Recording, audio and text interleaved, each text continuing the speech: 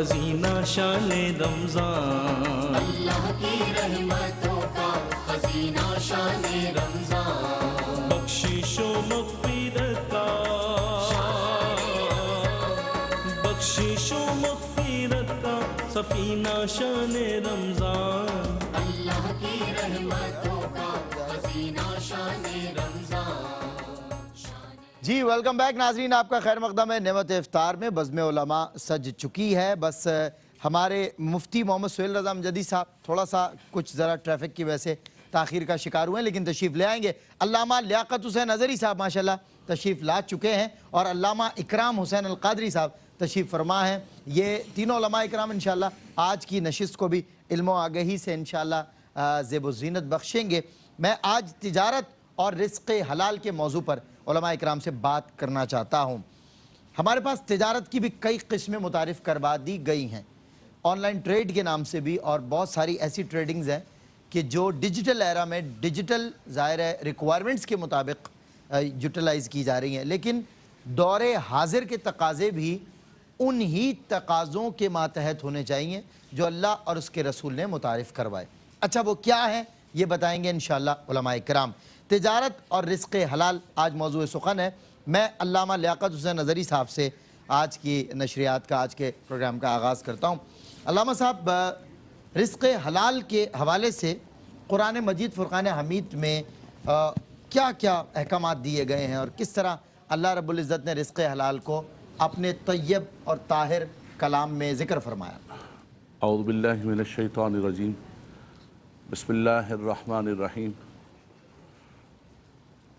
कुलू मिन तय्यिबाति मा रज़क़नाकुम, सदक़ल्लाहु मौलाना अल-अज़ीम, अल्लाहुम्मा सल्लि अला सय्यिदिना मौलाना मुहम्मद व अला सय्यिदिना मौलाना मुहम्मद व बारिक व सल्लिम सल्लि अलैहि।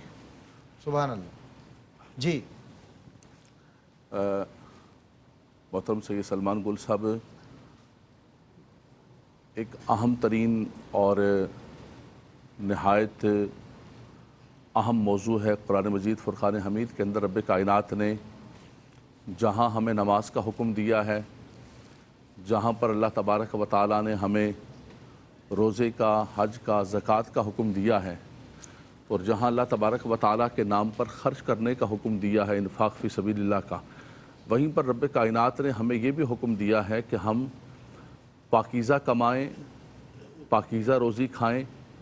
यानी पाकीज़गी की दो सूरत हैं। एक तो ये है कि जिन चीज़ों को अल्लाह तबारक व तआला ने हलाल किया है, हराम जानवरों को और हराम ग़िज़ाओं को न खाएँ, और दूसरा ये है कि जिन चीज़ों को अल्लाह तबारक व तआला ने हलाल किया है उनका कसब भी हम हलाल ज़रिए से करें। ये ना हो कि हम हलाल को हराम ज़रिए से कसब करके उसको हराम कर दें।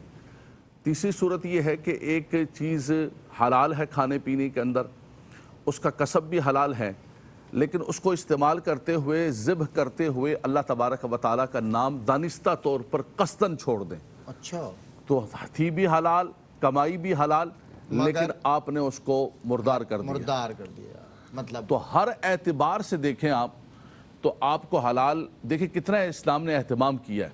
जो लुक़मा आप खा रहे हैं, जिस लुक़मे से आपका जिस्म बढ़ रहा है, जो आप अल्लाह की बारगाह के अंदर इबादत कर रहे हैं, जो दुआएं कर रहे हैं, वो कभी भी कबूल नहीं होगी अगर आपका खाना पीना हलाल का नहीं है। बिल्कुल सर। तो इस्लाम ने उस बुनियाद को, उस असास को, उस बुनियादी चीज़ को, और नबी करीम सल्लल्लाहु अलैहि वसल्लम ने फरमाया कि रिज़्क़ हलाल कमाना जो है ये हर मुसलमान पर फ़राइज़ में से एक फ़रीज़ा है। अल्लाह अकबर। ये अल्लाह तबारक व तआला ने, अगर वह बाल बच्चेदार है तो अपने बच्चों का नारो नफ़क़ा उस पर वाजिब व ज़रूरी है, उसके माँ बाप हैं, उसको अपनी ज़ात के लिए कि वो किसी के सामने हाथ ना फैलाए, इसको नबी करीम सल्लल्लाहु अलैहि वसल्लम ने लाजिम व ज़रूरी करार दिया है। अच्छा लामा साहब, रिज़्क़ हलाल जहाँ लाजिम व ज़रूरी है आप फरमा रहे हैं, वहीं इबादत भी है। बिल्कुल इबादत है, हलाल के लिए मशगूल है, बिल्कुल इबादत है। नबी करीम सल्लल्लाहु अलैहि वसल्लम एक मरतबा तशरीफ़ फरमा थे, सुबह का वक्त था, एक साहबी रसूल बड़ी तेज़ी के साथ बाज़ार की तरफ जा रहे हैं, और किसी ने कहा कि या रसूलल्लाह ये इतनी तेज़ी के साथ और मुस्तैद होकर बाज़ार की तरफ जा रहे हैं, काश इनकी ये मुस्तैदी और तेज़ी अल्लाह के रास्ते में होती। तो हुज़ूर ने फरमाया नहीं नहीं, ऐसा मत कहो। अगर ये बाज़ार इसलिए जा रहा है कि मैं हलाल कमाऊँगा, अपने बच्चों के नानो नफ़क़ा को पूरा करूँगा, अपने बूढ़े वालिदैन की खिदमत करूँगा और मैं किसी की तरफ हाथ मुझे फैलाना नहीं फैलानेगा। तो फरमाया ये इसके उठे हुए कदम अल्लाह तबारक व तआला के रास्ते। हाय हाय हाय अल्लाह। और फरमाया कि वो बंदे की सोच क्या आप देखिए, एक तहरीक दे रहे हैं इस गुफ्तगू से। वो किस ताजिर, लिए निकल रहा वो है? सच्चे ताजिर जो तिजारत करते हैं और अल्लाह और उसके रसूल के अहकामात के मुताबिक तिजारत करते हैं और ऐसी तिजारत करते हैं कि तिजारत के वक्त अपने फ़राइज़ को पूरा करते हैं। फरमाया उनका नाम तो शुहदा और सिद्दीकीन के अंदर लिखा जाएगा। वो उस सफ़ के अंदर खड़े होंगे अल्लाह तबारक व तआला के मकबूल बंदों के अंदर। बल्कि यहाँ तिजारत रहे होंगे, तिजारत कर रहे होंगे। बल्कि अभी ये जो सूरह आले इमरान के अंदर मसलुल्लज़ीना युनफ़िक़ून अम्वालहुम फ़ी सबीलिल्लाह है, इसके नीचे फरमाया वो लोग जो अल्लाह के नाम पर खर्च करते हैं, सुथरा कमाते हैं, पाक कमाते हैं और खर्च करते हैं, उसमें अज़ियत नहीं देते, मन नहीं करते, एहसान नहीं जितलाते, उनके लिए सलमान भाई वो लफ्ज़ इस्तेमाल किया जो अल्लाह के वलियों के लिए कि ला खौफुन अलैहिम वला हुम यहज़नून, ना उन पर कोई खौफ होगा। है वो ताजिर है, कमा रहे हैं, खर्च कर रहे हैं, लेकिन उनको कुरान ने वो टाइटल दिया है, वो ऑनर दिया है, वो रिवॉर्ड दिया है जो औलिया अल्लाह के लिए कि ला खौफुन अलैहिम वला हुम यहज़नून। तो पता चला कि ताजिर अगर सच्चे तरीके से कमाए, सच्चे तरीके से काम करे तो वो अल्लाह का दोस्त है, वो अल्लाह का वली है, वो मखलूक खुदा की खिदमत कर रहा है, अपने घर वालों की खिदमत कर रहे हैं। दूसरा इसके अंदर कहूँगा कि रिज़्क़ हलाल कमाना, रिज़्क़ हलाल की तलब करना, जैसे मैंने अर्ज़ किया कि ये इंसान पर वाजिब व ज़रूरी है। इसके बग़ैर ना हमारी इबादत सही हो सकती हैं। हम समझते हैं, इस पर हम कई मरतबा गुफ्तगू कर चुके हैं, हम समझते हैं कि मेरी मस्जिद की ज़िंदगी, मेरी इबादत की ज़िंदगी और है और मेरा बाज़ार कुछ और है। ऐसा नहीं है। फरमाया जब तक तुम्हारा बाज़ार और तुम्हारी मस्जिद सारी की सारी इबादत न बन जाए और उनको मिन हैसुल इबादत तुम नहीं करोगे, उस वक्त तक तुम कामयाब नहीं हो सकोगे। शोएब अलैहिस्सलाम की कौम जो है नाप तोल के अंदर कमी करती थी, तो शोएब अलैहिस्सलाम ने मना किया, तो उन्होंने यही कहा कि शोएब आप हमारे ये माली मामलात के अंदर मुदाखलत नहीं करें। या शोएब असलातुका तामुरुका अन नतरुका मा यअबदु आबाउना औ अन नफ़अला फी अमवालिना मा नशा। आपकी नमाज क्या कहती है कि हम अपनी मर्जी से अपने मालों के अंदर जो चाहे वो ना करें। आप मेहरबानी फरमा के हमें ऐसा वाज न फरमाएं कि हम अपने मालों में अपनी मर्जी से जो चाहे वो ना करें। यही आज हमारा ताजिब ये कहता है कि मौलाना साहब आपको अर्श की बातें सुनाया करें। ये जो आप माली मामलात के अंदर और ये जो व्यापार और कारोबार और बाजारों की चीजें आप मेहराब मेंबर पर डिस्कस करते हैं, आप तो बहुत ज्यादा, आपका तो ये खास कहते हैं ये ना किया करें। कोई आपके यहाँ कोई स्मगलर आता है, कोई काला पीला नीला सूद खो रहा है, जो आप छोड़िए, नाराज हो जाएंगे। आप इनको डिस्कस ना करें, आप अर्श इलाही। तो यही बात शोएब अलैहिस्सलाम की कौम कहती थी कि आप ये हमारे माली मामलात को ना छेड़ें।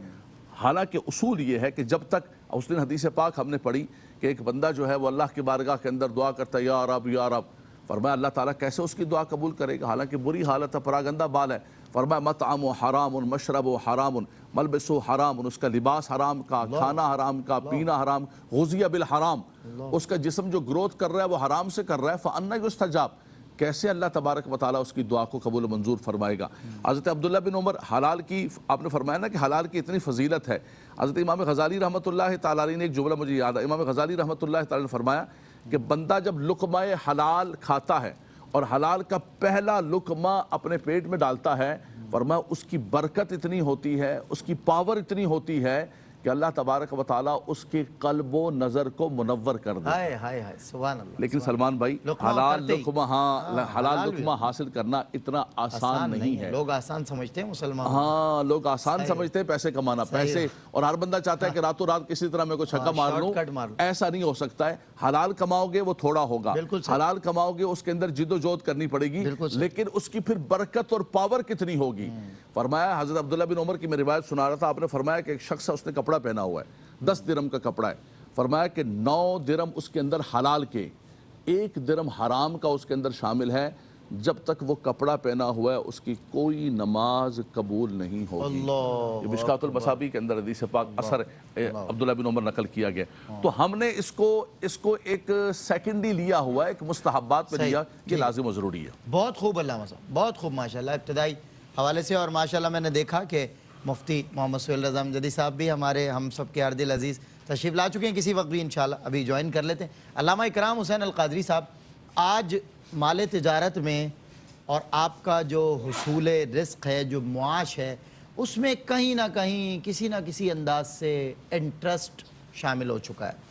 سود اب نت نئے نرالے انداز اور شکلیں اختیار کر کے ہمیں دکھایا جاتا ہے اور اس کی طرف انوائٹ کیا جاتا ہے. انسان ہے، آپ کو پتہ ہے فطرتاً اس میں طمع ہوتی ہے، مال کی لالچ ہوتی ہے، تو کہیں نہ کہیں کسی نہ کسی انداز سے اسے کہا جاتا ہے نہیں بالکل صحیح ہے، یہ سود نہیں ہے، اس میں ایسا نہیں ہے، اس میں ایسا نہیں، ہم اس طرح دیں گے. لیکن جب علماء کرام کے سامنے لایا جائے، آپ حضرات سے ڈسکس کیا جائے، تو وہ اس میں کہیں نہ کہیں سودی معاہدہ ہوتا ہے. سود کی حرمت پر قرآن مجید فرقان حمید نے کیا کہا؟ اعوذ باللہ من الشیطان الرجیم، بسم اللہ الرحمن الرحیم. یمحق اللہ الربا ویربی الصدقات، صدق اللہ العلی العظیم. سلمان بھائی، بڑی خوبصورت بات آپ نے ویسے ہی سرنامہ کلام میں ذکر کر دی ہے کہ انٹرسٹ میں انٹرسٹ پیدا کرنے کے مختلف طریقے اختیار کیے جاتے ہیں، اور اس دلچسپی کو پیدا کرنے کے لیے بہت پرکشش قسم کی جو ہے آپ کو پروڈکٹس مارکیٹ میں نظر آتی ہیں اور مختلف لبادے اڑا کر، لیکن در حقیقت اس میں ربا موجود ہے، اس میں سود موجود ہے، اس میں دوسرے مسلمان بھائی کا معاشی استحصال موجود ہے، جس کی بنیاد پر اس سود کو منع کیا گیا. ہمیں ان تمام اعتبارات سے اپنے علماء سے، اپنے فقہاء سے اور مفتیان کرام سے ہمیشہ رہنمائی لیتے رہنا چاہیے. ہم نے اپنے علماء کو محض نماز، روزہ، زکوٰۃ کے مسائل تک محدود کر لیا ہے، لیکن وہی بات علامہ صاحب والی ہے کہ جب تک ہمارا بازار اور ہمارے گھر کی عبادات ایک ساتھ متصل اور منسلک نہیں ہوں گے تو یہاں کا فیضان وہاں جاری نہیں ہوگا اور وہاں کا نور گھر میں داخل نہیں ہوگا.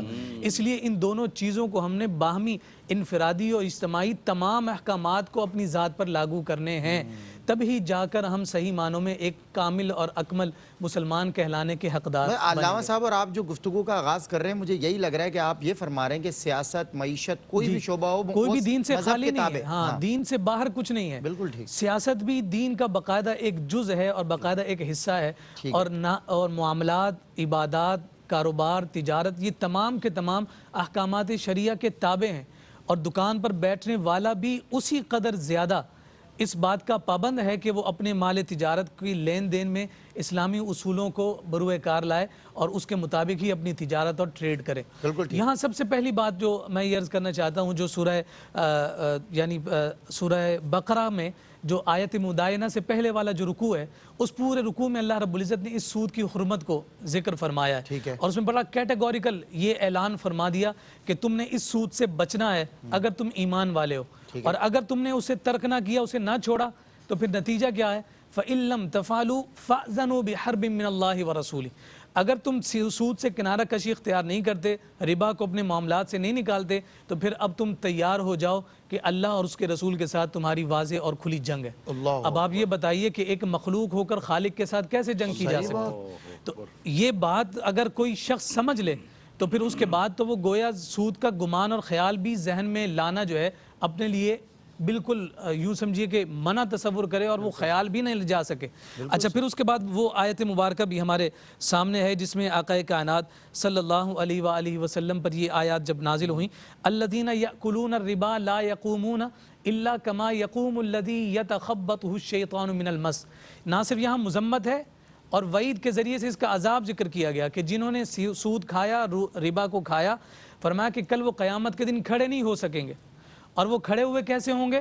اس انداز میں کہ جیسے شیطان نے انہیں مس کر کے مدہوش کر دیا ہے، یعنی وہ اپنے ہوش میں نہیں ہوں گے، اور اس دن وہ اپنے حواس باختہ ہو کر اس کیفیت میں ہوں گے کہ وہ عذاب اس انداز میں انہیں اپنی جانب بلا رہا ہوگا.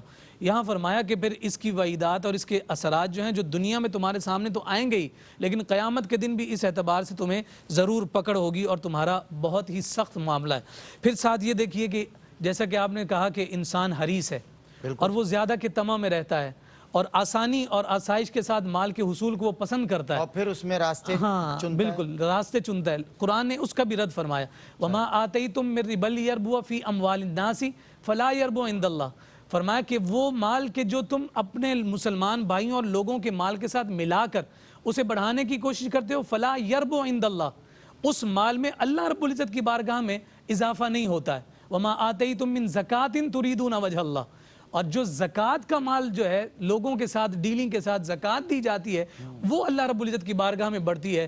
اگر ظاہری طور پر سود کے ذریعے سے مال تمہیں زیادہ نظر بھی آ رہا ہو اس میں کثرت تو ہوگی لیکن اس میں برکت نہیں ہوگی. برکت نہیں جیسے علامہ صاحب نے فرمایا کہ اس برکت کے لیے ضروری ہے کہ اس قلت پر آپ قناعت کریں جو حلال کے ذریعے سے حاصل کی گئی. وہ کم بھی اتنا کافی ہو جائے گا کہ آپ کو کسی کے سامنے ہاتھ پھیلانے کی حاجت. بالکل صحیح. علامہ صاحب بہت خوب آغاز ہوا آج کے موضوع کا، اور ماشاءاللہ میں نے عرض کیا مفتی محمد سہیل اعظم جدید صاحب بھی تشریف لا چکے ہیں. بریک لے رہا ہوں، بریک میں انشاءاللہ ان کو جوائن کرواتے ہیں، اور بریک کے بعد علماء کرام سے ہوتی ہے آپ کی پھر ملاقات. تجارت اور رزق حلال آج موضوع. جی ویلکم بیک ناظرین، آپ کا خیر مقدم ہے ایک بار پھر نعمت افطار میں. میں نے موضوع ہی ڈسکس کرنا ہے، لیکن علماء کرام سے آج چکے علامہ صاحب نے جب آغاز کیا نا کہ جب محراب و ممبر سے ہم صدا دیتے ہیں تو ہمیں لوگ آ کر کہتے ہیں کہ جی آپ ایسا نہ کیا کریں، آپ کے نمازی جو ہے ناراض ہو جائیں گے. کوئی ایسا کوئی ہو سکتا ہے انوالو ہو کسی نہ کسی طریقے سے اسمگلنگ میں، کسی نہ کسی طریقے سے سود میں اور ربا میں، تو آپ ربا کے خلاف محراب و ممبر سے آواز دیتے ہیں. آپ مفتیان کرام صاحبان محراب و ممبر ہیں. تو مجھے ان تمام تر باتوں کو پیش نظر رکھ کر قائد ملت اسلامیہ کی یاد آئی ہے. کل ان کا یوم ولادت تھا.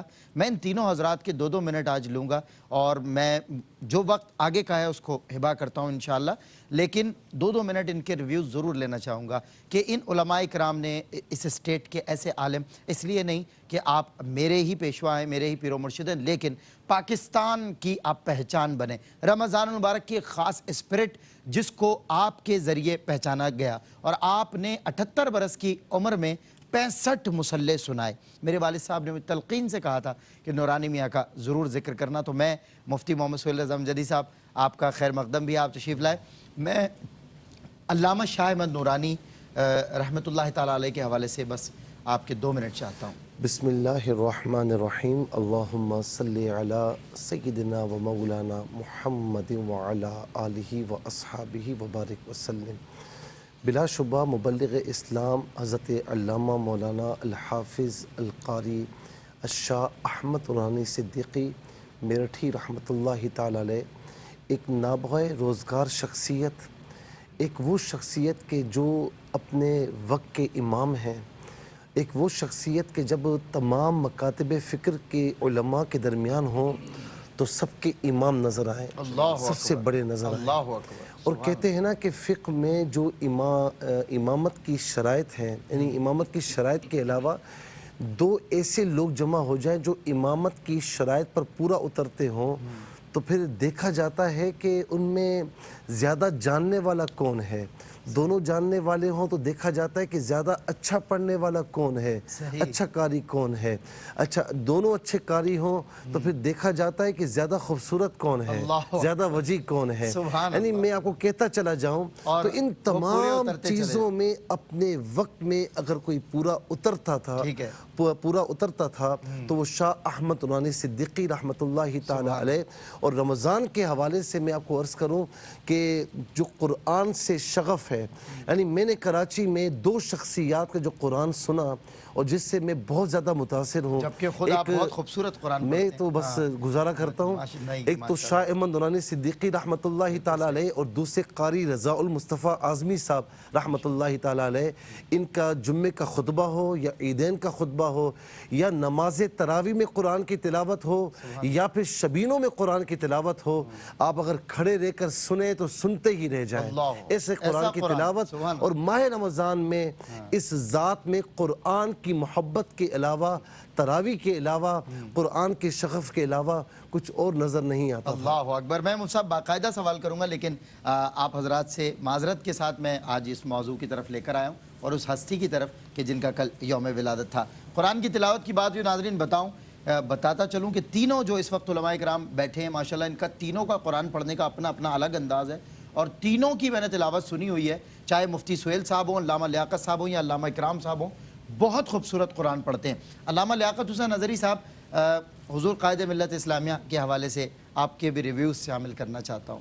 جی بسم اللہ الرحمن الرحیم. جیسے کہ اللہ مفتی صاحب نے قائد ملت اسلامیہ کے جو اللہ نے ان کو امامت کے لیے چنا اور قرآن سے محبت کے حوالے سے اور ان کے خاندانی نسب کو بھی دیکھیں تو آپ سیدنا صدیق اکبر رضی اللہ تعالیٰ عنہ کے اولاد ہیں۔ سبحان اللہ۔ ختم نبوت کے لیے اور پاکستان کے آئین کے لیے انہوں نے جو کام کیا ہے وہ قیامت تک یاد رکھا جائے گا، اور اس ملک کو ایک متفقہ آئین دینے کے اندر اور آقا دو جہاں صلی اللہ علیہ وسلم کی ناموس و عزت کے حوالے سے، ختم نبوت کے حوالے سے قائد ملت اسلامیہ علامہ شاہ احمد نورانی صدیقی رحمۃ اللہ تعالیٰ نے بہت بڑا کردار ادا کیا۔